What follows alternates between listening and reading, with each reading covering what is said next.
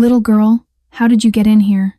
Nurse Maggie Thompson stood frozen at the door of VIP room 701, her heart pounding wildly. She rubbed her eyes once, then twice, but the image before her remained unchanged. A little girl, about 7 years old, so thin that her shoulder bones protruded through her worn, torn t-shirt. Her brown hair, dull from malnutrition, was curled up on the bed of the most dangerous patient in Los Angeles. Her tiny hands, one bearing a faded burn scar running down her forearm, were clasping tightly to the hand of Bruno Castellano, the mafia boss who had lain motionless for 4 months. 2 armed guards stood watch 24/7 outside. State-of-the-art security systems, coded locks. Yet a scrawny child had slipped in as if the walls didn't exist. Maggie wanted to scream, wanted to run and pull the child down immediately. If Luca Castellano's head of security discovered this, not only would she die, but the child's mother would too. Literally. But then she saw something that made her feet unable to move. The monitor screen, which had remained flat and monotonous for 120 days, suddenly flickered with unusual waves. Bruno's heart rate was increasing. Not a sudden dangerous spike, but a steady, stable rise, as if he was actually listening to someone. "He's having a really terrible nightmare," the little girl said, her voice clear as silver bells, not even bothering to turn around. "I'm helping him not be scared." Beside her, a tattered old teddy bear named Mr. Buttons lay on the pillow, as if standing guard over the comatose man together with her. Maggie swallowed hard. 30 years in this profession, she had witnessed all kinds of strange things. VIP patients, mafia, mysterious deaths, but never had she seen anything like this. "What's your name?" she asked, her voice hoarse with emotion. "I'm Natalia. My mommy cleans the hospital every night. Mommy says this man is very lonely. Nobody comes to visit him. Only people in black suits come to ask about papers. Then they leave right away." Maggie's throat tightened. True. Completely true. Throughout 4 months, Bruno Castellano's family had only appeared to check if he was still alive or already dead. His brother Vincent stopped by weekly, as if counting down to inheritance. His fiancée, Sofia Marchetti, came exactly twice, both times with photographers waiting outside. And his associates? They only cared about when he could sign power transfer documents. Not a single person came because they loved him. Not one. Until this scrawny little girl. "So what do you tell him?" Natalia smiled. A smile so innocent it made Maggie's heart feel crushed. A smile that shouldn't exist on the face of a child who had suffered so much. "I tell him about my school. About Mr. Buttons. About how Mommy works really hard so I can eat enough. And I sing the song Mommy sings when I have nightmares." Then, without waiting for permission, the little girl began to sing. Her soft, clear voice rang out in the cold, sterile room like a ray of sunlight piercing through darkness. "Twinkle, twinkle, little star." And then something inexplicable happened. The fingers of Bruno Castellano, the mafia boss all of Los Angeles feared, the man whom the best doctors in America had given up on, suddenly twitched. Maggie had to grip the doorframe to keep from collapsing. Goosebumps ran down her spine. What power did this 7-year-old girl possess that modern medicine did not? What power that the Castellano Empire's money and influence could not buy? This story begins here, in the most heavily guarded VIP room in Los Angeles, with a janitor's daughter, bearing the scars of an abusive past, and the most ruthless mafia boss on the West Coast, drowning in darkness. But no one knew that this very moment would ignite a brutal war between love and power, between light and darkness, between a tiny angel and an entire bloodthirsty mafia empire, because there was someone standing in the shadows at the end of the hallway, watching everything through a phone camera screen. Vincent Castellano smiled. Finally, he had found his brother's weakness, and he would not let this miracle continue. Maggie moved quickly, her white shoes barely making a sound against the cold hospital floor. She gently pulled Natalia off the bed and guided her toward the door, her eyes darting nervously toward the hallway where Vincent had been standing just moments ago. He was gone, but the chill in her spine remained. "Come with me, sweetheart," Maggie whispered. "We need to get you somewhere safe." Natalia clutched Mr. Buttons tightly but didn't resist. She looked back at Bruno's room one last time, her green eyes filled with worry. Will he be okay alone? He doesn't like the dark. Maggie led her through corridors until they reached the staff break room, a small, windowless space with a worn couch and a humming vending machine. She locked the door behind them. "Are you hungry?" Natalia hesitated, then nodded slowly. Maggie bought cookies and chocolate milk. When she handed them to Natalia, the little girl's eyes widened like she'd been given treasure. She broke the first cookie in half and pressed a piece against Mr. Button's worn mouth. "Mr. Buttons is hungry too. Maggie sat beside her, watching the child eat with careful restraint. Someone who had learned food wasn't always guaranteed. That's a very special teddy bear. Where did you get him? Natalia's eyes grew distant. From the man before Daddy went away. Mommy says he was good once, before the bad medicine made him different. Bad medicine? The kind that makes people angry and scary. Natalia's voice dropped. He used to yell at Mommy, really loud. Sometimes things would break. Maggie's throat tightened. The faded burn scar on Natalia's forearm suddenly took on darker meaning. One night, Natalia continued, tracing Mr. Button's ear. He picked me up and ran outside. Very dark. Mommy was crying and chasing us. Her voice remained eerily calm, like recounting a fairy tale rather than trauma. Then police cars came. Bright lights, loud voices. He was on the ground, and Mommy held me so tight. Natalia looked up. He never came back. Mommy said he went to heaven. And this? Maggie gently gestured toward the scar. Natalia glanced down. Mommy says it was an accident. When I was really little. It doesn't hurt anymore, but Maggie knew better. Some scars never stop hurting. Mrs. Maggie? Natalia's voice pulled her back. Will Mr. Bruno wake up? I promised him. I always keep my promises. Maggie looked at this broken, beautiful child, a girl who had every reason to hate the world, yet chose to sing lullabies to a stranger in the dark. She didn't know how to answer. The doctors had given up. Bruno Castellano was never supposed to wake up, but tonight, his fingers had moved. Maggie brushed hair from Natalia's face. I think you might be exactly what he needs. Natalia smiled and took another small bite. Maggie didn't know what the future held, but she knew one thing. This child had given the dying mafia boss something his entire empire couldn't buy: hope, and she would protect it at any cost. Elena Santos pushed her cleaning cart down the East Wing corridor, her hands trembling as she checked her watch. 11:45. Natalia should have been waiting in the supply closet on the third floor, their usual spot. But when Elena opened the closet door, it was empty. Panic surged through her chest like ice water. She abandoned the cart and started running, her worn sneakers squeaking against the polished floors. The hospital became a maze of identical hallways, each turn revealing nothing but sterile emptiness.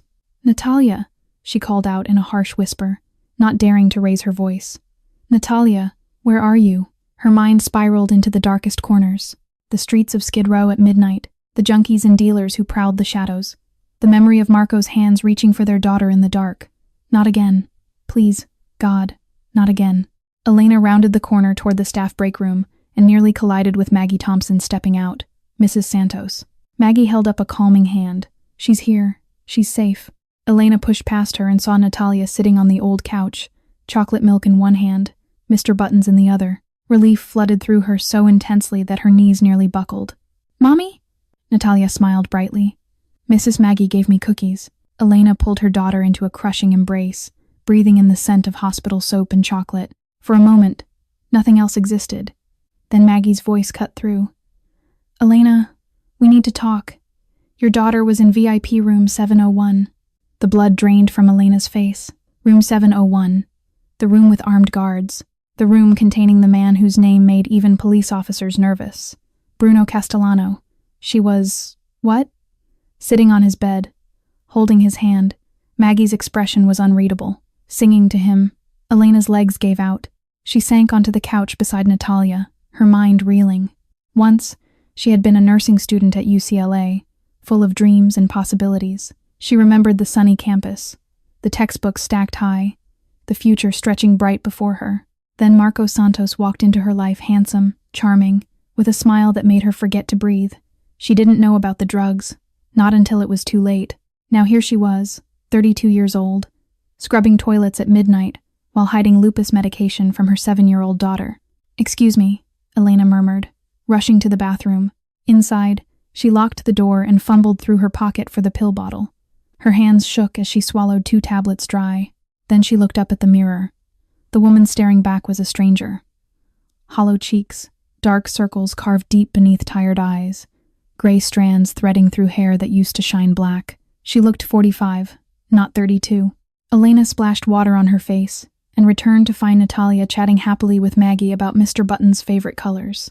Thank you, Elena said quietly to Maggie. For everything. It won't happen again. She took Natalia's hand firmly. Baby, you can never go into that room again. Do you understand? Never. Natalia nodded obediently. Yes, Mommy. But as Elena led her daughter toward the service elevator, she didn't notice the way Natalia's eyes lingered on the VIP corridor. She didn't see the small, determined set of her daughter's jaw. Elena didn't know that earlier that week, while exploring during her mother's shift, Natalia had discovered a small ventilation grate behind a storage shelf on the 5th floor, a grate that led directly into room 701. And Natalia, the little girl who had never known a father's love, had already decided she would not abandon her sleeping friend. She had made him a promise, and she always kept her promises. 2 weeks passed since Maggie discovered Natalia in room 701. 2 weeks of Elena believing her daughter had learned her lesson. 2 weeks of secrets hidden in the dark. Every night at 9:30, when Elena pushed her cart to the east wing for deep cleaning, Natalia would slip away. The ventilation grate behind the storage shelf on the 5th floor had become her secret passage, a narrow metal tunnel that led straight into Bruno's room. Emerging behind a large medical cabinet that no one ever moved, she would crawl through silently. Mr. Buttons tucked under her arm, and emerge into the dim blue glow of monitoring equipment. Then she would climb onto the chair beside Bruno's bed, take his cold hand in her small, warm one, and begin to talk. Today, Mrs. Rodriguez taught us about butterflies, Natalia whispered one night, her legs swinging beneath the chair. Did you know they start as caterpillars? She said sometimes the most beautiful things come from the hardest changes. Bruno lay motionless, machines breathing for him. But Natalia never seemed discouraged. I had lunch at school today. It's free because Mommy signed a special paper. The other kids don't know it's free. Mommy said we don't tell people about money stuff. She squeezed his fingers gently. But I can tell you, you're good at keeping secrets. Night after night, she returned. She told him about her dream of becoming a doctor someday, not for money or fame, but because her mother was sick and tried to hide it. She told him about Mr. Buttons, her only friend since they moved to Skid Row, where other children were either too old or too dangerous to play with. She told him about the stars she could see from the fire escape of their tiny apartment, and how she wished on them every night. I always wish for the same thing, she confided, pressing her cheek against his hand. That Mommy won't be tired anymore, and that someone nice will take care of us. Deep within Bruno's shattered consciousness, something stirred. The darkness that had swallowed him was absolute, an endless void filled with echoes of gunshots and screaming. He wandered through memories of blood and betrayal, trapped in a nightmare with no exit. But then came a voice, small, clear, warm like summer sunlight. It pierced through the blackness, a single thread of gold in infinite shadow. Bruno couldn't understand the words at first, but he followed the sound, desperate and clawing toward the light. Maggie knew everything. She had spotted Natalia crawling through the grate on the 3rd night and nearly had a heart attack, but instead of reporting it, she found herself standing guard at the corridor entrance, watching for approaching footsteps. Something about this child made Maggie believe in miracles again, and the miracles were real. Dr. Hayes couldn't explain why Bruno's vital signs improved each night between 10 and 11. Brain activity increased, heart rhythm stabilized. It defied every medical textbook. Each visit, Natalia left a drawing on the bedside table, crayon pictures on paper stolen from the nurse's station. She drew herself holding hands with Mr., sleeping under a bright yellow sun. She drew flowers and rainbows and a house with a red door where they could all live together. 14 nights, 14 drawings. 14 times Bruno's fingers twitched ever so slightly when her crystalline voice sang "Twinkle, twinkle, little star" into the darkness. And then, on the 15th night, the true miracle happened. Night 15 arrived with a gentle rain tapping against the hospital windows. Natalia emerged from behind the medical cabinet as usual, her sneakers silent on the cold floor. Mr. Buttons was tucked securely under her arm, and in her other hand, she carried a special drawing, one she had worked on for 3 days. She climbed onto the chair and took Bruno's hand, finding it slightly warmer than before. A good sign, she thought. Mr. Bruno, guess what? Her voice bubbled with quiet excitement. I'm turning 8 next week, 8 whole years old. She paused, her smile dimming just slightly. Mommy says we can't have a party this year. She's working extra shifts, because the landlord is angry about money again. Natalia traced circles on Bruno's palm with her tiny finger. But that's okay. Mommy says love is the greatest gift, and I have Mommy, and I have Mr. Buttons, and now I have you. She lifted the special drawing and placed it gently on Bruno's chest, smoothing out the creases. I made this for you. See? That's me, and that's you when you wake up. We're holding hands under the sun. And look, she pointed proudly. I drew Mr. Buttons too. He's smiling because we're all happy. Natalia leaned closer, her breath warm against his ear. You have to wake up soon, okay? I promised I'd be here when you open your eyes, and I always. His fingers closed around hers. Natalia froze. The grip was weak, trembling, but unmistakably intentional. Mr. Bruno? His eyelids fluttered. Once, twice, then slowly, painfully, they opened. Bruno Castellano stared at the ceiling, his vision clouded and unfocused. The world was a blur of harsh lights and muted shadows. Every nerve in his body screamed with the agony of returning sensation. Then he turned his head, and there she was, the angel from his dreams. Small, thin, brown hair framing a pale face with enormous green eyes. Not a hallucination, not a dying fantasy. Real, angel. His voice was gravel scraping against stone, barely a whisper after 4 months of silence. You're real. Natalia's face split into the most radiant smile he had ever seen. I told you you'd wake up. She bounced on her chair, tears streaming down her cheeks. Wait here, don't go back to sleep. I'll get Mrs. Maggie. She scrambled off the chair and sprinted toward the door, bursting into the hallway with Mr. Buttons flying behind her. Mrs. Maggie, Mrs. Maggie. He's awake. Mr. Bruno is awake. Within minutes, the room exploded into chaos. Maggie rushed in first, her face pale with disbelief. Dr. Hayes followed seconds later, barking orders as nurses flooded the room with equipment and urgency. Get me a full neurological panel. Check his oxygen levels. Someone page the specialist now. Amid the storm of white coats and frantic voices, Luca Romano pushed through the doorway. The head of security stood frozen for a moment, his sharp eyes scanning the impossible scene. Bruno conscious, doctors swarming, machines beeping wildly. Then his gaze landed on Natalia, the little girl in the torn t-shirt, clutching a ragged teddy bear, watching everything with innocent wonder. Luca's eyes narrowed. Who is that child? He demanded. How did she get in here? But no one answered. The medical team was too focused on Bruno, who kept turning his head, searching through the crowd for the small face that had pulled him from the darkness. In the chaos, no one noticed the security camera mounted in the corner, its red light blinking steadily, recording everything. And across the city, in a penthouse overlooking downtown Los Angeles, Vincent Castellano watched the live feed on his phone, his whiskey glass shattered in his grip. His brother was awake, and a little girl had somehow breached the most secure room in Cedars-Sinai. Vincent dialed a number, his jaw clenched tight. Find out everything about that child and her mother, now. I want names, addresses, and history by morning. He ended the call and stared at the screen, watching Natalia smile at Bruno through the chaos. Finally, he had found his brother's weakness. The commotion echoed through the 7th floor like a thunderclap. Elena was mopping the west corridor when she heard the shouting nurses running, machines beeping, voices overlapping in urgent chaos. Then she heard her daughter's name. The mop clattered to the floor. Elena ran, her heart slamming against her ribs, her worn sneakers slipping on the freshly cleaned tiles. She pushed past a confused orderly, rounded the corner toward the VIP wing, and stopped dead. Room 701. The door was wide open. Inside, a swarm of doctors and nurses surrounded the bed. Security guards in dark suits lined the walls, and there, in the middle of it all, stood Natalia, tiny, fragile, clutching Mr. Buttons like a shield. Natalia, Elena screamed, shoving through the crowd. Every head turned. The security guards reached for their concealed weapons. But Elena didn't care. She grabbed her daughter and pulled her close, her body trembling with terror. What did you do? Her voice cracked. I told you never to come here. What were you thinking? Natalia's face crumpled. But Mommy, Mr. Bruno woke up. I promised him we're leaving. Now. Elena turned toward the door. Natalia pressed against her chest. But Luca Romano blocked the exit, his massive frame filling the doorway like a wall. No one leaves, he said coldly. Not until we understand what happened. Elena's blood turned to ice. She knew who these people were. Everyone in Los Angeles knew. The Castellano family didn't ask questions, they eliminated problems. Please, she whispered. She's just a child. She didn't mean any harm.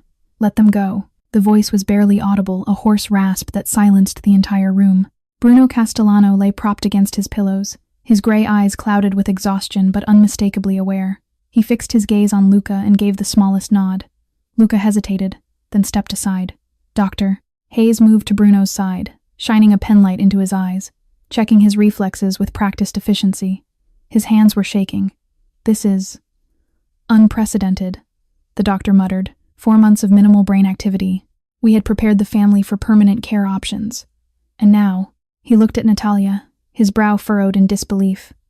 This is a medical miracle. There's no other explanation. Bruno ignored him.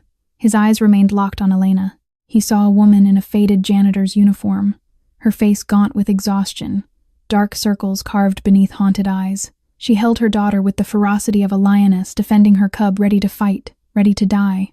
Something stirred in Bruno's memory, a flash of warmth. His mother's arms around him when he was small, shielding him from his father's drunken rage. The same desperate love, the same fierce protection. Your name, Bruno rasped. Elena swallowed hard. Elena Santos. And the child? Natalia. She's my daughter. I'm so sorry, sir. She didn't know what she was doing. Please don't, she saved my life. Elena's words died in her throat. Bruno turned his head slowly, painfully, to look at Natalia. The little girl peeked out from behind her mother's arm, her green eyes wide and uncertain. 14 nights, Bruno whispered. I heard every word. Natalia's face brightened. You did? Even the story about the butterflies? The faintest ghost of a smile touched Bruno's cracked lips. Even the butterflies. He looked back at Elena, his voice gaining strength. Your daughter gave me a reason to come back. I owe her a debt I can never repay. Elena didn't know what to say. Her mind was reeling, torn between fear and confusion, and something that felt terrifyingly like hope. Then the moment shattered. The sharp click of high heels echoed down the hallway, growing louder with each step. A wave of Chanel No. 5 flooded the room before its owner appeared. Bruno, darling. Sophia Marchetti swept through the doorway, her designer dress immaculate, her blonde hair perfectly styled, her red lips stretched into a dazzling smile. Finally, you're awake. I've been so worried. Sophia Marchetti swept into room 701 like a storm wrapped in silk and diamonds. Her platinum blonde hair cascaded in perfect waves over her shoulders. Her emerald eyes glistened with tears that never quite fell. Every movement was calculated, every expression rehearsed to perfection. Oh, my darling. She rushed to Bruno's bedside, her Louboutin heels clicking sharply against the floor. I came as soon as I heard. I've been absolutely devastated these past months. The doctors said you might never. She pressed a manicured hand to her chest. But you're back. You're finally back. She leaned down to embrace him, her perfume overwhelming the sterile hospital air. Bruno remained still, his gray eyes watching her with an expression that revealed nothing. Then Sophia noticed Elena. Her gaze swept over the janitor's uniform, the worn sneakers, the exhausted face. Her lips curled almost imperceptibly. And who is this? Sophia straightened, her voice dripping with false sweetness. I wasn't aware the cleaning staff was permitted in VIP rooms, especially during a medical emergency. Elena instinctively pulled Natalia closer. I was just leaving, ma'am. I'm sorry for the intrusion. Intrusion is quite an understatement. Sophia turned to Luca, her tone sharpening. Why is there a janitor and her child in my fiancé's room? This is a security breach. Someone needs to be held accountable. Your fiancé? The words slipped from Elena before she could stop them. Sophia's eyes flashed.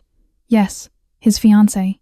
And you are? Before Elena could respond, Natalia stepped out from behind her mother. Her small body trembled, but her chin lifted with stubborn courage. I'm not a janitor, she said clearly. I'm Natalia, and I'm Mr. Bruno's friend. I visited him every night when he was sleeping. The room fell silent. Sophia stared at the child as if she had spoken in a foreign language. Then she laughed a sharp, brittle sound. His friend? How adorable. She waved dismissively at Luca. Remove them. This is clearly some kind of misunderstanding. Or worse, a scam. Luca moved toward Elena, but Bruno's voice cut through the room like a blade. They stay. Sophia froze. Bruno, darling, you're confused. You've just woken up. You don't know what I know, exactly what I'm saying. Bruno's voice was weak, but the authority behind it was unmistakable. This child sat beside me for 2 weeks. She talked to me. She sang to me. She brought me back. That's ridiculous. You were in a coma. You couldn't possibly. I heard everything. Bruno's gray eyes locked onto Sophia's, and for the first time, she saw something in them that made her blood run cold. Every word. The tension in the room thickened. Sophia's perfect smile faltered, just for a moment. Elena sensed the danger crackling in the air. This was not her world. These were not her battles. She took Natalia's hand. We should go, she said quietly. Thank you, Mr. Castellano. I'm glad you're awake. She guided Natalia toward the door, but as they passed Bruno's bed, his hand reached out trembling, weak, but determined. "Little one." Natalia stopped and looked back. "You'll come back, won't you?" Bruno's voice softened in a way no one in that room had ever heard before. "To visit?" Natalia smiled, bright as morning sun. "I promise." Then she disappeared into the hallway with her mother, Mr. Buttons dangling from her arm. Sophia watched them go. Her manicured nails dug into her palms. The moment they were out of sight, she pulled out her phone and typed rapidly. "Big problem. Meet me in 30 minutes. Bring everything you have on the janitor woman." She pressed send and slipped the phone back into her designer purse. Her face composed once more. "You should rest, darling," she cooed at Bruno. "The doctors say you need your strength." But Bruno wasn't listening. His eyes remained fixed on the empty doorway, where a little girl's promise still lingered in the air. The crystal whiskey glass shattered against the marble fireplace, amber liquid streaming down the white stone like tears. Vincent Castellano stood in the center of his Beverly Hills penthouse, his chest heaving with barely contained fury. 4 months, he snarled. 4 months of work, gone. Sophia sat on the leather sofa, her legs crossed elegantly, watching him pace like a caged predator. Tony the Snake Rizzo stood by the window, his scarred face impassive. He wasn't supposed to wake up. Vincent's voice dropped to a dangerous whisper. "The doctors said permanent vegetative state. They said we should prepare for long-term care decisions. They said doctors are wrong sometimes," Tony offered. Vincent spun toward him. "I don't pay you for philosophy. I pay you for solutions." The past 4 months had been glorious. With Bruno unconscious, Vincent had stepped smoothly into the vacuum of power. He'd signed contracts worth hundreds of millions, expanded their territory into San Diego, made deals that Bruno would never have approved, deals with the Russians, with the cartels, with anyone who could pad their coffers. He had tasted what it meant to be king, and he wasn't ready to give it back. "Tell me about the girl," Vincent said, pouring himself another drink. "And her mother?" Sophia uncrossed her legs, her green eyes glittering. "Elena Santos, a janitor, night shift at Cedar Sinai. Single mother, lives in some hovel in Skid Row." She wrinkled her nose, clearly trash. But for some reason, Bruno looked at her like she mattered. And the child? Natalia, 7 years old. Somehow she's been sneaking into Bruno's room for weeks. Sophia's jaw tightened. He said she brought him back. "Can you believe that? A filthy little beggar girl." Vincent turned to Tony. "What else do we have?" Tony flipped open a manila folder. "Elena Santos, 32 years old, former nursing student at UCLA, dropped out 7 years ago. No criminal record, no family connections. Single mother since the kid was 2. The father?" Tony's thin lips curved into a smile. "That's where it gets interesting." He pulled out a photograph and slid it across the coffee table. "Marco Santos. Deceased. Overdose in county lockup 5 years ago." Vincent stared at the photo, a gaunt man with hollow eyes and track marks visible on his arms. "Junkie. Small-time dealer." Tony paused for effect. "And former low-level soldier for the Moreno family." The room went silent. Vincent's glass stopped halfway to his lips. "Moreno? Moreno." Tony nodded slowly. "Word is he was involved in a few jobs for them before he got too strung out to be useful, including a certain incident about 22 years ago." Vincent's blood turned to ice. 22 years ago, the night his parents were killed. The Moreno family had orchestrated the ambush. It had taken the Castellanos a decade to recover from that blow. Bruno had personally dismantled the Moreno empire piece by piece in revenge. And now a Moreno soldier's daughter was sitting at his brother's bedside, holding his hand, calling herself his friend. "Are you telling me," Vincent said slowly, "that this child's father helped murder our parents?" "I'm telling you there's a connection, deep enough to matter." Tony closed the folder. "Deep enough to use." Sophia leaned forward, her eyes bright with malice. "Bruno won't believe us if we just tell him. He's already attached to the brat. Then we don't tell him." Vincent swirled his whiskey, his mind racing. "We show him. We let him discover it himself. And when he does," he smiled a cold, reptilian expression, "he'll destroy them on his own." Vincent didn't need to kill his brother. He didn't need to stage another accident or hire another assassin. He just needed to make Bruno push away his little angel with his own 2 hands. And the truth about Marco Santos, the junkie who had helped slaughter their parents, was the perfect weapon. 1 week after opening his eyes, Bruno Castellano sat propped against his pillows, watching the clock on the wall tick toward 9:30. The physical therapists had been impressed. His muscles, atrophied after 4 months of stillness, were responding faster than expected. Dr. Hayes called it remarkable. The nurses whispered about miracles. But Bruno knew the real reason he fought so hard to recover. Every night at 9:30, a small face would peek around the doorframe. Green eyes would scan the room for danger before a thin body slipped inside, Mr. Buttons tucked under one arm. And every night, the cold, sterile room transformed into something warm. "Today, Mrs. Rodriguez, let me read to the whole class," Natalia announced, settling into her usual chair beside his bed. "I did all the voices for the 3 little pigs. Even the wolf." She lowered her voice to a growl. "I'll huff and I'll puff." Bruno felt something unfamiliar tug at the corners of his mouth. A smile. A real one. When was the last time he had smiled? Before the shooting. Before Sophia. Before years of blood and betrayal had carved away everything soft inside him. This child was bringing it back, piece by piece. From his position outside the door, Luca Romano watched the exchange with growing confusion. He had served Bruno for 15 years. He had seen his boss order executions without blinking. He had watched him dismantle enemy empires with cold precision. He had never seen him smile at anyone. The head of security found himself softening toward the mother and child despite every instinct warning him against it. There was something genuine about them.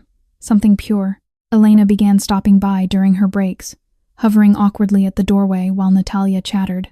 At first she said nothing, just watched her daughter with anxious eyes. Then Bruno invited her in. "Your daughter tells me you work double shifts," he said one evening, his voice still rough but growing stronger. "That you're studying to become a nurse." Elena's cheeks flushed. "She talks too much. She talks just enough." Bruno studied her, the exhaustion carved into her young face, the tremor in her hands, the way she held herself like someone expecting to be struck. "Life hasn't been easy for you. Life isn't easy for most people, Mr. Castellano." "Bruno." Elena blinked. "What? Call me Bruno." She didn't know how to respond to that.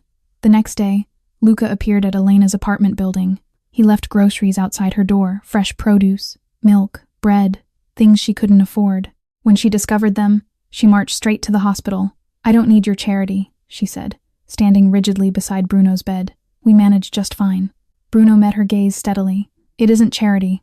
It's a debt. Your daughter gave me my life back. I could spend every dollar I have and never repay what she's given me." Elena's resolve wavered. No one had ever spoken about Natalia that way. Like she mattered. Like she was precious. Before she could respond, Natalia bounced over and wrapped her thin arms around Bruno's neck. "Don't worry, Mr. Bruno. When you're all better, you can come visit our house. I'll show you my room.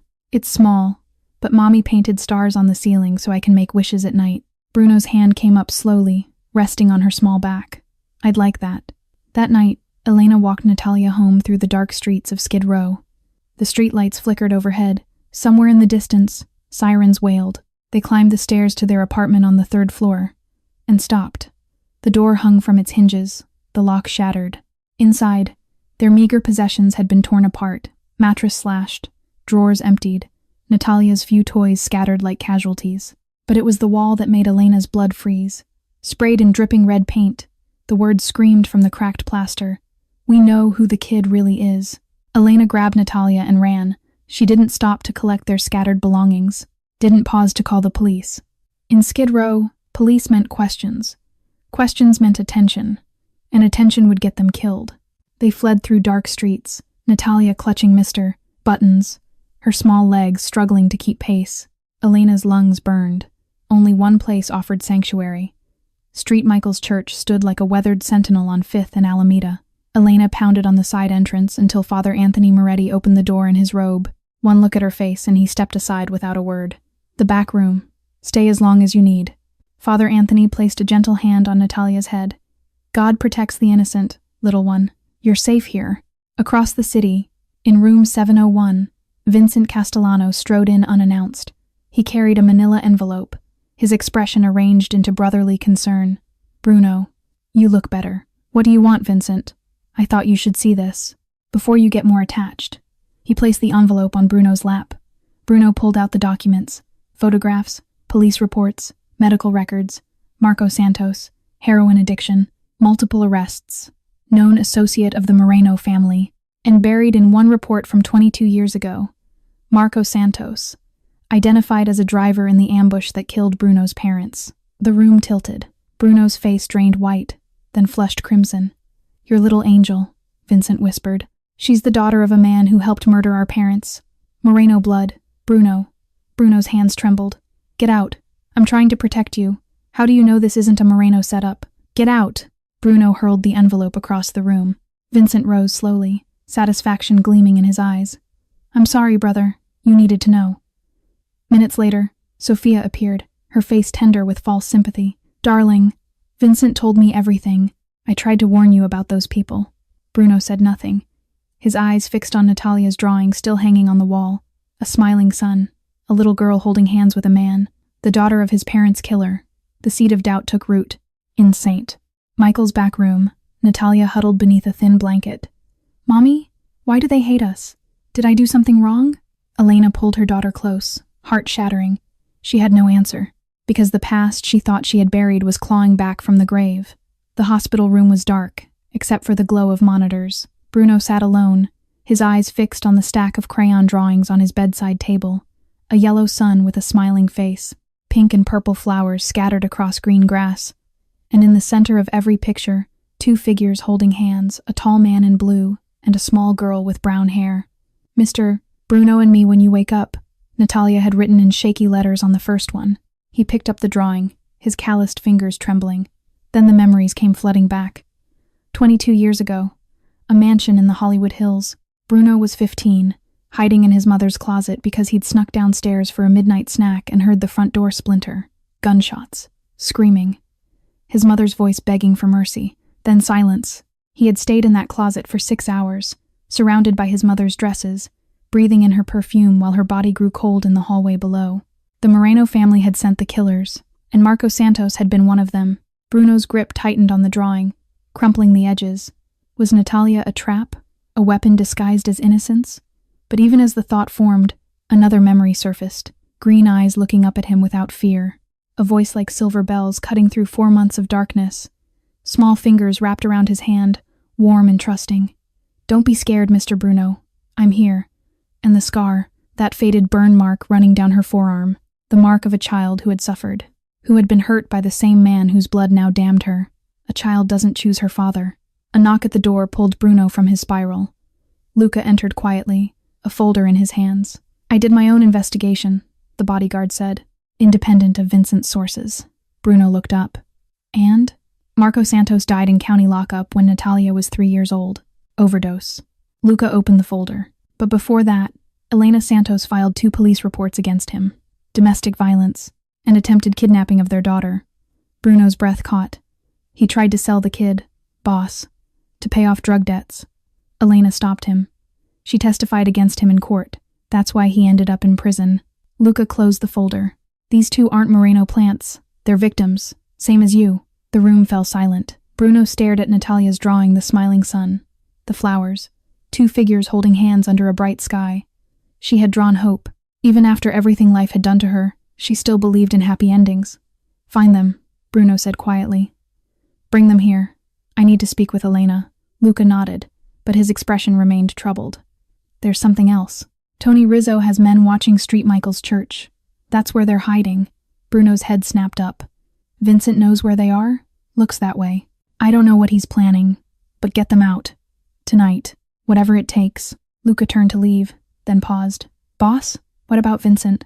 Bruno didn't answer immediately. His fingers curled into fists, nails digging into his palms until blood welled up in thin crescents. His brother had threatened a 7-year-old girl, had tried to poison Bruno against the only pure thing left in his life. When he finally spoke, his voice was ice. If Vincent touches one hair on that child's head, he'll learn why they call me the wolf.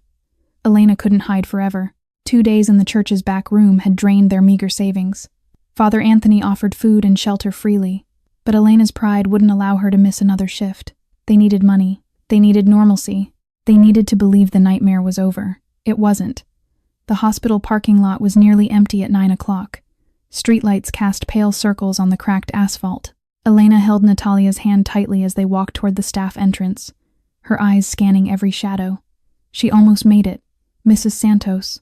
The voice slithered out of the darkness. Tony the Snake Rizzo stepped from behind a concrete pillar, his scarred face twisted into a smile that held no warmth. 2 men flanked him thick-necked, dead-eyed, hands hovering near their waistbands. Elena froze. Her grip on Natalia's hand tightened until her knuckles turned white. "Someone wants to talk to you," Tony continued, gesturing toward a black SUV idling nearby. "Get in the car, both of you. We're not going anywhere." Elena's voice trembled, but she didn't retreat. She pushed Natalia behind her, shielding the child with her body. Tony sighed, as if dealing with a stubborn animal. "Don't make this difficult. We just need the kid to stay quiet for a while. A few days, maybe a week. Then you can go back to your pathetic little life. Stay away from my daughter, Mommy." Natalia's whisper was barely audible. Tony stepped closer. The streetlight caught the gun holstered beneath his jacket. "Last chance, Mrs. Santos. Get in the car, or we put you in the car. Your choice." Elena's heart pounded so hard she could hear it in her ears. She had no weapon, no phone, no way to call for help. Then Natalia did something that stopped Elena's breath. The little girl stepped out from behind her mother, planting herself between Elena and Tony. Her thin body shook with terror, but her chin lifted defiantly. "Don't hurt my mommy." Her voice cracked but didn't break. "Leave us alone." Tony laughed a cold reptilian sound. "Brave little thing, aren't you?" He reached toward Natalia. "Come here, kid. Time to go for a ride." His fingers were inches from her arm when tires screeched behind them. A black Mercedes slammed to a halt, headlights blazing. 3 doors flew open simultaneously. Luca Romano emerged from the driver's side, his hand already drawing his weapon. 2 other bodyguards flanked him, guns raised. "Tony." Luca's voice cut through the night like a blade. The boss gave direct orders. "These 2 are under his protection. Step back, now." Tony's smile vanished. His men shifted nervously, hands frozen mid-reach. "Luca, you're making a mistake." "Vincent, I don't work for Vincent." Luca advanced slowly, his gun never wavering. "I work for Bruno Castellano, and Bruno says they don't get touched. You have a problem with that. Take it up with him." The 2 groups faced each other across the parking lot, men of the same family, guns drawn, loyalty fractured. For a long moment, no one moved. Then Tony stepped back. His men followed. "This isn't over," he hissed. "Vincent won't forget this. Neither will Bruno." Tony retreated to his SUV. The engine roared, and the vehicle disappeared into the night. Luca holstered his weapon and turned to Elena. "Get in, both of you. Boss wants to see you." Elena hesitated. Every instinct screamed to run to grab Natalia and disappear into the night. But where would they go? The church wasn't safe. Their apartment was destroyed. They had nothing. She looked down at Natalia. The little girl's face was pale, her eyes wide with a fear no 7-year-old should know. Elena had spent her whole life running, from Marco, from poverty, from the past. Maybe it was time to stop. She took Natalia's hand and climbed into the Mercedes. But as they pulled away, Elena couldn't shake the feeling that they had just crossed a threshold from which there was no return. The Mercedes pulled into the hospital's underground parking. Luca escorted Elena and Natalia through a private entrance, away from cameras and curious eyes. Natalia was exhausted. The terror of the parking lot had drained whatever energy remained in her small body. By the time they reached the 7th floor, she could barely keep her eyes open. Maggie was waiting. She took one look at the child and opened her arms. "Come here, sweetheart. Let's get you somewhere comfortable."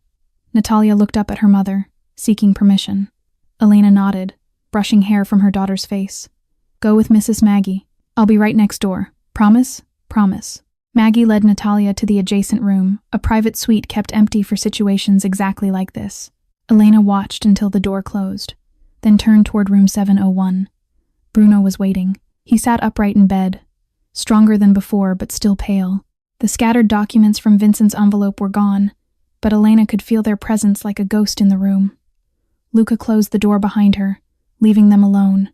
Silence stretched between them. "Sit down," Bruno said finally. His voice was quiet, not threatening, but not warm either. Elena remained standing. "I'd rather not."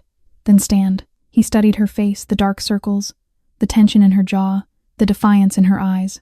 "You know why I asked to see you." "Marco." The name hung in the air like poison.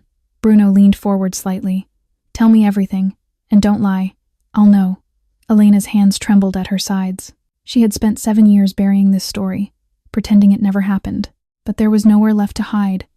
"I met him when I was 22, she began, her voice barely above a whisper. "I was a nursing student at UCLA. Full scholarship, top of my class." She paused, steadying herself. "Marco was charming, handsome.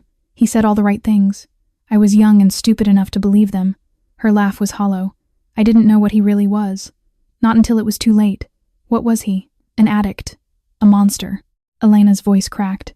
He started hitting me when I was 3 months pregnant. Said the baby was ruining his life. Said I trapped him.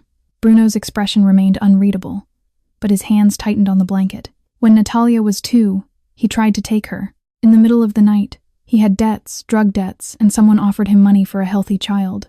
Elena's tears fell freely now. I caught him at the door. I screamed until the neighbors called the police. She wiped her face with the back of her hand. He went to prison, died there a year later. Overdose. She met Bruno's eyes directly. I didn't know about your family. I didn't know about the Morenos. I didn't know anything. I was just a girl who fell for the wrong man and spent 7 years paying for it. The room fell silent. Bruno stared at her for a long moment. He saw the truth in her eyes and the wounds that would never fully heal. You and Natalia will be protected, he said quietly. I give you my word. On my life. Elena broke. For the first time in years, she allowed herself to cry, not silent tears hidden in bathroom stalls, but real sobs that shook her entire body. Someone believed her. Someone was finally on her side. Bruno said nothing.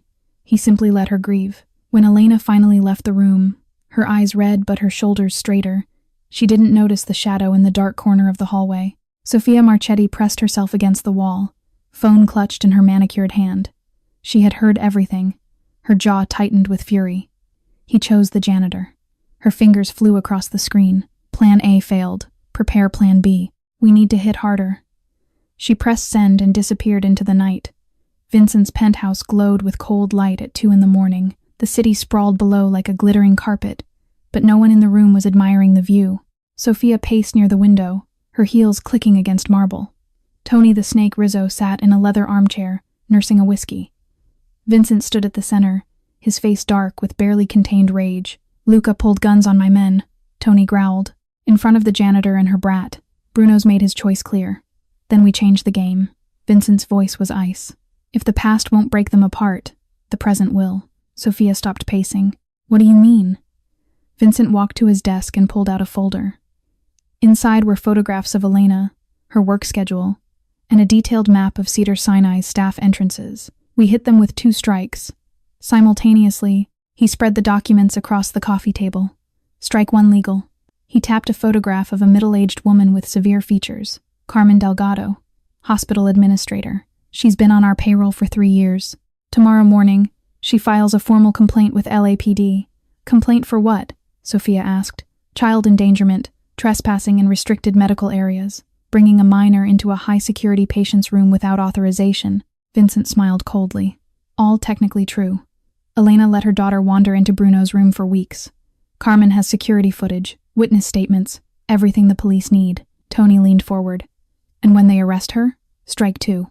Vincent's eyes glittered. The moment Elena is in custody, you take the girl. Not kidnapping protective custody. A concerned citizen ensuring a child's safety, while her mother faces charges. Sofia's face paled slightly. Kidnapping a child? If the FBI gets involved, it's not kidnapping, Vincent interrupted. It's temporary protection. 48 hours, maybe 72. Just long enough for Bruno to lose his mind. He walked to the window, hands clasped behind his back. My brother has one weakness now. That little girl. If she disappears, he'll come unhinged. He'll make mistakes, attack blindly. And when he does, Vincent turned back to face them. I'll be there to pick up the pieces. The family will see he's unfit to lead. Emotional, compromised. Tony drained his whiskey. Where do we keep the kid? The warehouse on Alameda. Clean, secure, no connection to us. Vincent fixed Tony with a hard stare. She doesn't get hurt. Not a scratch. We're not monsters, we're strategists. Understood? Tony nodded, a cruel smile spreading across his scarred face. Understood. Sofia crossed her arms. And if Bruno figures out we're behind it? He won't. Not until it's too late. Vincent picked up his phone. Carmen is expecting my call. By this time tomorrow, Elena Santos will be in a holding cell, and her precious daughter will be our guest. The next morning dawned gray and cold. Elena walked toward Cedar Sinai's staff entrance, Natalia's hand warm in hers. They had spent the night in the room Maggie arranged the first real sleep either had gotten in days. Things were going to be okay. Bruno had promised. She was 10 feet from the door when she saw them. 2 LAPD officers. Waiting. Elena's blood turned to ice. Elena Santos? The taller officer stepped forward, hand resting on his belt. Yes? You're under arrest for child endangerment and unauthorized access to restricted hospital areas. He pulled out handcuffs. You have the right to remain silent. Anything you say can and will be used against you in a court of law. What? No, there's been a mistake, Mommy. Natalia screamed as an officer grabbed Elena's arms. Ma'am, please don't resist. My daughter. Someone needs to watch my daughter. A woman in a gray suit appeared from nowhere, badge hanging from her neck. I'm from Child Protective Services. Don't worry, Mrs. Santos. Your daughter will be safe with us. But her smile didn't reach her eyes. And Natalia, being pulled away from her mother, recognized something in the woman's cold gaze, the same emptiness she'd seen in Tony's face the night before. The handcuffs clicked shut around Elena's wrists. Cold metal bit into her skin as the officer yanked her arms behind her back. Mommy! Natalia's scream pierced the morning air. She lunged toward her mother, but the woman in the gray suit caught her arm. Mommy didn't do anything wrong. Let her go. Sweetheart, calm down. The woman's voice was syrup-sweet and utterly false. I'm going to take you somewhere safe while we sort this out. Elena thrashed against the officer's grip. Don't touch my daughter. Natalia. Hospital staff gathered at the entrance, watching in stunned silence. Colleagues Elena had worked beside for 2 years stood frozen, unwilling to intervene. Ma'am, stop resisting. The officer tightened his hold. You're making this worse. That woman isn't CPS. Elena screamed. Someone check her credentials. Please. But no one moved. No one helped. The fake CPS worker dragged Natalia toward a white van parked at the curb. The little girl kicked and struggled. Mr. Buttons crushed against her chest. Mommy, Natalia. The police car door slammed shut, muffling Elena's screams. Through the window, she watched helplessly as her daughter was shoved into the van. Their eyes met for one terrible moment, then the van pulled away, and Natalia was gone. Maggie Thompson saw everything from the third-floor window. Her hands shook as she grabbed her phone and dialed Luca's number. He answered on the second ring. They took her, Maggie gasped. Elena's been arrested. And someone took Natalia.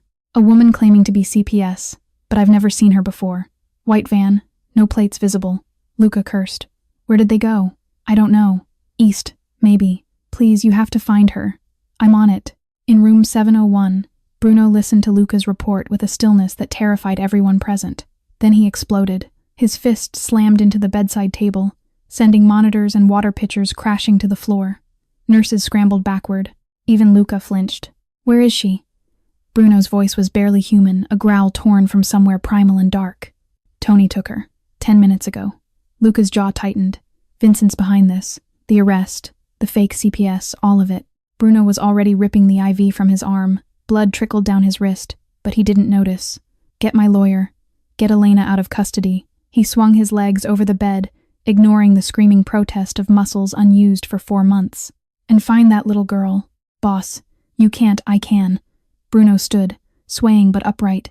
His gray eyes burned with a fury that made Luca step back. Prepare the car. Now. The doctors said, I don't care what the doctors said. Bruno grabbed Luca's collar with surprising strength. My brother took a 7-year-old child. A child who saved my life. If you think I'm staying in this bed while she's scared and alone with Tony Rizzo, you don't know me at all. Luca held his gaze for a moment, then nodded. Car will be ready in 5 minutes. The warehouse on Alameda was cold and dark.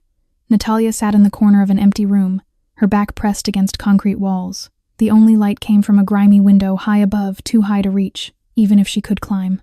Mr. Buttons was clutched against her chest, his button eyes reflecting the dim glow. She was terrified. Her whole body trembled. She wanted her mother. She wanted to scream, but she didn't cry. Instead, she closed her eyes and folded her hands the way Father Anthony had taught her. Mr. Bruno, she whispered into the darkness. I know you'll come. You promised. You promised you'd protect me and Mommy. A tear slipped down her cheek, but her voice remained steady. You're a good person. I know you are. I saw it when you were sleeping. She hugged Mr. Buttons tighter. I believe in you. Bruno's Mercedes crawled through Los Angeles traffic as he coordinated the search from the back seat. His body screamed with exhaustion, muscles trembling, vision occasionally blurring, but he refused to stop. Talk to me, Luca. The phone crackled. We've got eyes on every warehouse Vincent owns.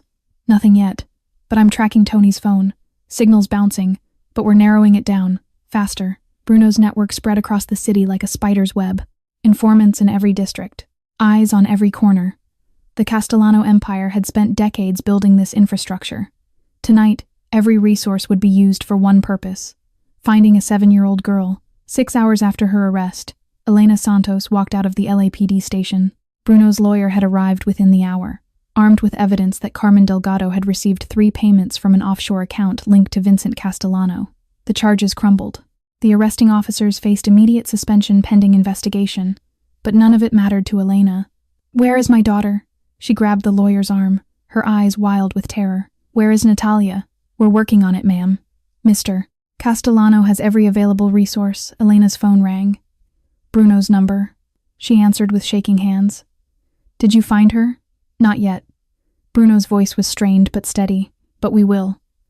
I promise you, Elena. I will bring her home. She's just a little girl." Elena's voice broke. "She's only 7. She must be so scared. She's stronger than you think. And she knows I'm coming." Bruno paused. "Hold on. Luca's calling." The line went silent. Elena pressed the phone against her ear, barely breathing. Then Bruno's voice returned, sharp with urgency. "We found her. Alameda Warehouse District. We're moving now." The warehouse loomed against the midnight sky like a rotting tooth. Luca's team moved in silence, 6 men armed and trained, approaching from 3 directions. Tony had 2 guards outside, both neutralized within seconds.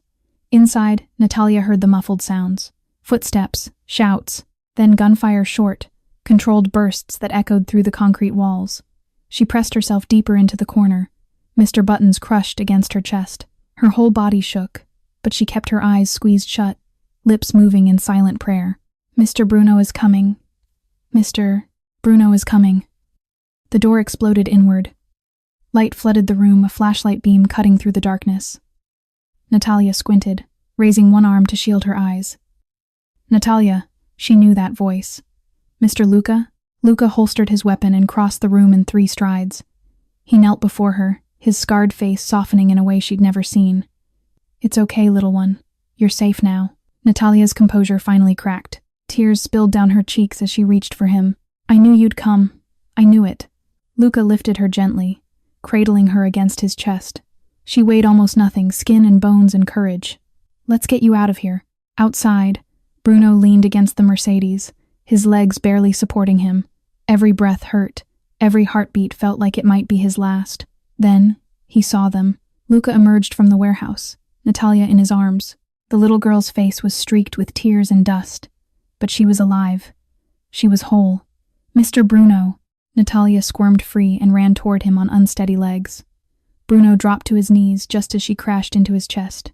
His arms wrapped around her, holding her like she was made of glass and gold. "I'm sorry," he whispered, his voice breaking. "I'm so sorry, little one." Natalia pulled back, her small hands cupping his face. "You don't have to be sorry." Her smile was watery but real. "You came. You kept your promise." Bruno pulled her close again, tears streaming freely down his weathered face. In that moment, the most ruthless mafia boss on the West Coast understood something he had never known before. He would burn the entire world to keep this child safe, and anyone who threatened her would learn exactly why they called him the Wolf. The Castellano family estate sprawled across 3 acres of Beverly Hills prime real estate. Marble columns, manicured gardens, a monument to generations of blood money. Bruno walked through the front doors like a ghost returning from the grave. Vincent was waiting in the study, their father's study, a glass of whiskey in hand, feigning calm, but his eyes betrayed him. Fear flickered beneath the arrogance. "Brother." Vincent raised his glass. "You look terrible. Should you be out of bed?" Bruno stopped 6 feet away. Luca flanked him on one side. 2 other men guarded the door. "You kidnapped a child, Vincent." "I protected the family."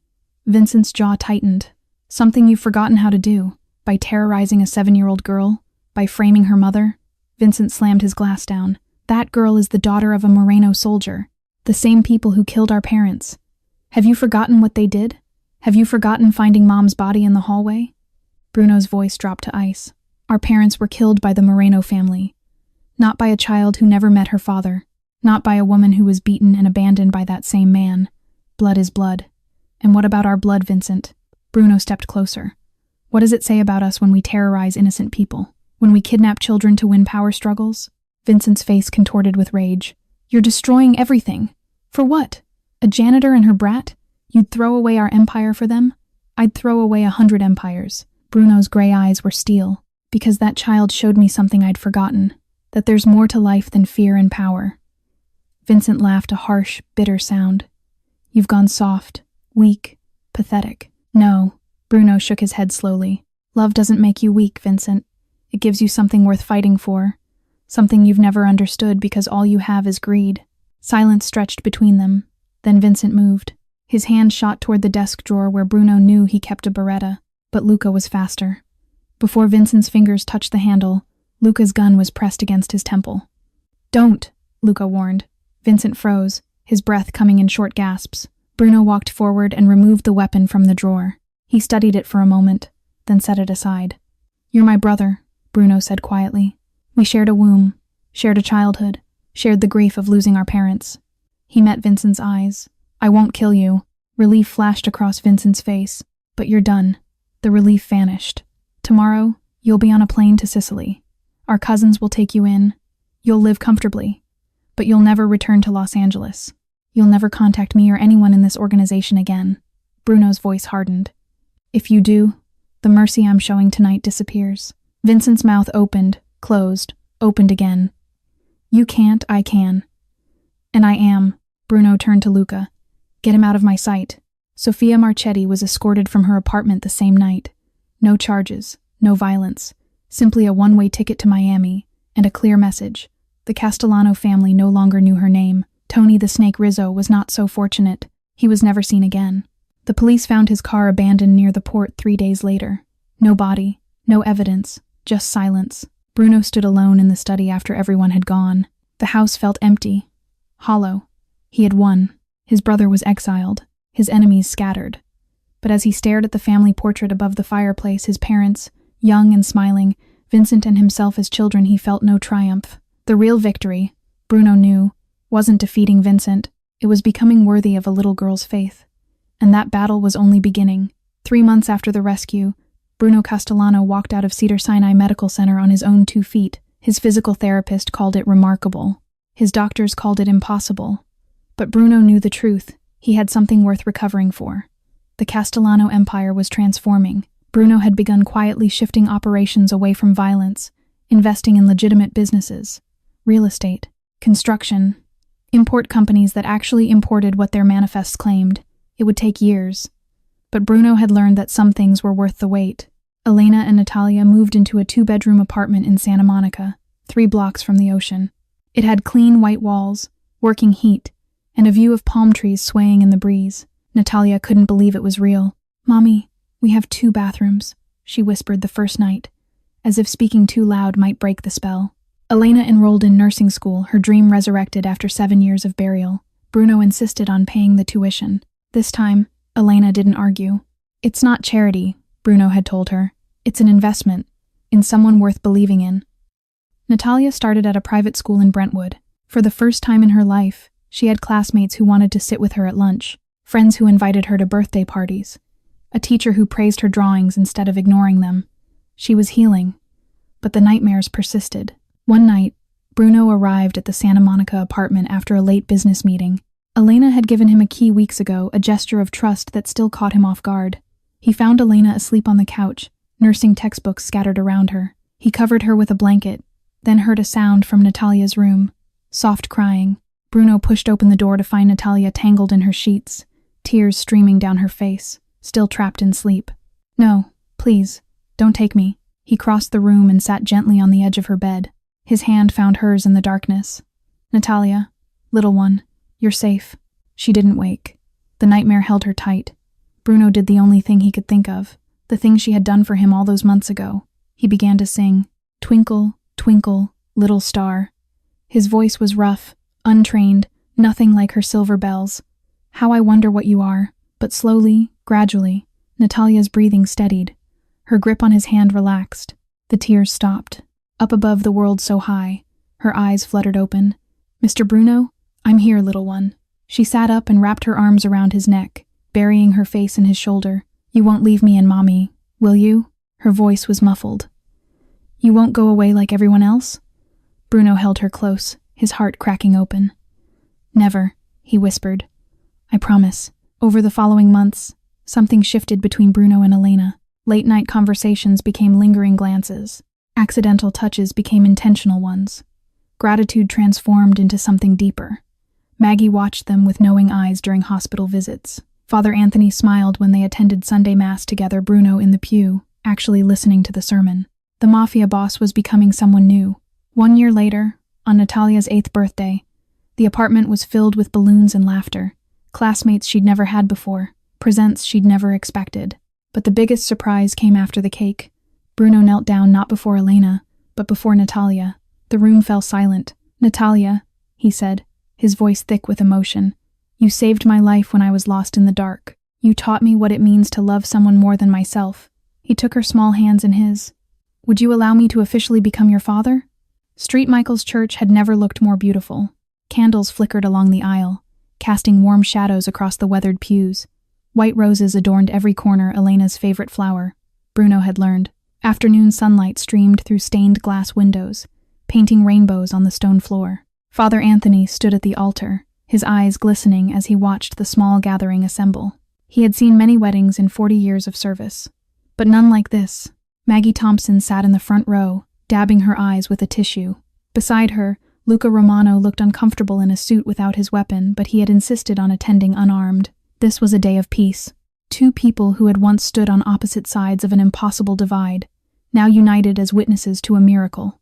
And there, in the center of the front pew, sat Mr. Buttons propped carefully against a cushion, his button eyes facing the altar. Natalia had insisted. He was family too. The music began. Natalia appeared first, walking slowly down the aisle in a white dress with pink ribbons. She carried a small basket of rose petals, scattering them with the solemnity of someone performing sacred duty. Then came Elena. She wore a simple ivory gown, elegant but understated. Her dark hair was pinned with tiny flowers. She carried no bouquet, only the hand of the man walking beside her. Bruno Castellano looked nothing like the mafia boss who had terrorized Los Angeles for 2 decades. His gray eyes were soft. His scarred hands trembled slightly as they held Elena's. He walked with the careful steps of a man who had learned that some things were more precious than power. Father Anthony spoke of redemption, of second chances, of love that transforms. Then Bruno made his vows. "I spent 37 years building an empire of fear," he said, his voice rough with emotion. "I thought strength meant being harder than everyone else, colder, more ruthless." He looked at Elena, then at Natalia. "I was wrong. Real strength is what I see in this woman who survived everything life threw at her and still chose kindness. Real strength is a little girl who sang to a stranger in the dark because she couldn't bear to see anyone lonely." He turned back to Father Anthony. "Before God and these witnesses, I vow to leave behind the man I was, to build something worthy of the family I've been given." The Castellano Empire continued its transformation. Bruno established Angel's Hope, a foundation supporting abused children and single mothers. The same resources that once funded violence now funded shelters, scholarships, and second chances. Elena graduated nursing school with honors. She accepted a position at Cedars-Sinai, the same hospital where she had once scrubbed floors at midnight. Her first day in scrubs instead of a janitor's uniform. Maggie cried for 20 minutes. Natalia started visiting patients in the long-term care ward every Saturday. She brought drawings. She sang songs. She held hands with people who had no one else. The Beverly Hills mansion, once cold and silent, filled with laughter, with running footsteps, with the chaos of a child who finally had room to play. Bruno discovered he loved the noise. Every night, after Elena kissed her goodnight and Bruno checked that her window was locked, Natalia would pull Mr. Buttons close and whisper her secret. "I always knew he would be my daddy," she breathed into the worn fur. "When he was still sleeping, he called me his daughter. He said it in his dreams." She hugged the teddy bear tighter. "I heard him, Mr. Buttons. I heard him." 5 years had passed since that fateful night in room 701. Natalia Castellano, no longer Santos, stood in the doorway of Cedars-Sinai's long-term care ward, clipboard in hand. At 13, she had grown tall and graceful, her brown hair now glossy and healthy, her green eyes bright with purpose. The faded burn scar on her forearm remained a reminder of where she came from, but it no longer defined her. Angels of Comfort had become the most successful youth volunteer program in Los Angeles County. Natalia had founded it at age 10, training other young people to visit patients who had no one. They read stories, they played music, they simply held hands in silence. 3 comatose patients had awakened during Natalia's visits over the years. Doctors called it coincidence. Natalia called it love. Tonight, she was visiting someone new. Room 412 held a young woman 23 years old, victim of a drunk driving accident. She had been unconscious for 6 weeks. Her family visited daily, but the nights were long and lonely. Natalia pulled a chair beside the bed and took the woman's hand. "Hi," she said softly. "My name is Natalia. I'm going to sit with you for a while, if that's okay." The monitors beeped steadily. The woman didn't respond. Natalia smiled anyway. "Let me tell you a story. When I was 7, I used to sneak into a hospital room to visit a man everyone had given up on. He was in a coma for 4 months. Nobody came to see him except people who wanted something from him." She squeezed the woman's fingers gently. "So I talked to him. I told him about my school, my teddy bear, my mom who worked so hard, and I sang him this song." Natalia closed her eyes and began to sing, "Twinkle, twinkle, little star." Her voice had deepened with age, but it still carried that crystalline purity the sound of hope made audible. "How I wonder what you are." In the doorway, a figure appeared. Bruno Castellano leaned against the frame, watching his daughter with tears in his eyes. At 42, he looked nothing like the man who had once ruled Los Angeles through fear. His gray hair had spread. His face had softened. He wore a simple sweater instead of designer suits. The Castellano empire was fully legitimate now. Real estate, construction, a charitable foundation that had helped over 2,000 families rebuild their lives. Elena stood beside him, one hand resting on her swollen belly, 7 months pregnant with their second child. She had risen to head nurse of the pediatric ward, beloved by patients and staff alike. Natalia finished her song and looked up. She saw her parents in the doorway and smiled. Bruno walked to her side and placed a hand on her shoulder. "Sweetheart, do you know what you've given me?" Natalia tilted her head. "A second chance?" "No." Bruno's voice cracked. "A family, a reason to wake up every morning." Elena joined them, wrapping her arms around both of them. 3 people bound not by blood alone, but by something stronger, love forged in darkness and carried into light. On the nightstand beside Natalia's bed at home, Mr. Buttons still sat watching, worn and faded, missing one eye, stuffing leaking from his seams, but loved, always loved, a silent witness to every miracle. Sometimes angels don't have wings. They have wide green eyes and burned scars on their arms. They carry tattered teddy bears named Mr. Buttons. They sing lullabies in the dark to strangers everyone else has abandoned. Natalia proved that saving a monster doesn't require weapons or power. Sometimes it only takes a child brave enough to hold a hand and whisper, "Don't be scared, I'm here." And sometimes, finding family doesn't require sharing blood. It only requires the courage to love people the world has thrown away. Bruno Castellano, once the most feared mafia boss on the West Coast, learned that lesson from a 7-year-old girl who had nothing but gave everything. He would never forget. This beautiful story teaches us that love can transform even the darkest hearts, that children see goodness where adults see only danger, that second chances are possible for anyone willing to change. No matter where you come from or what mistakes you've made, redemption is always within reach if you're brave enough to accept love when it finds you. If this story touched your heart, please subscribe to our channel and hit the notification bell so you never miss our daily uploads. Give this video a like and share it with friends and family who need a reminder that miracles still happen. We would love to hear from you. How did this story make you feel? Have you ever experienced a moment when love changed everything?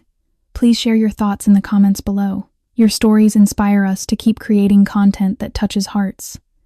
Thank you for watching until the very end. We wish you good health, happiness, and peace in your daily life. May you always find angels in unexpected places. Goodbye for now, and we'll see you in the next video.